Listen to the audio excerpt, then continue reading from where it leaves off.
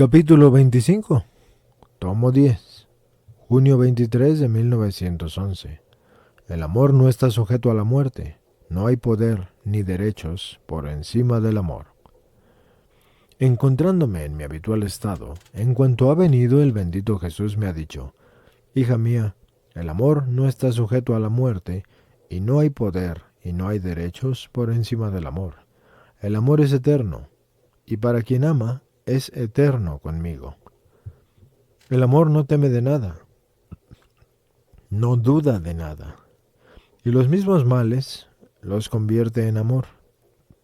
El amor soy yo mismo, y amo tanto a quien en todo me ama, y que todo lo hace por amor, que,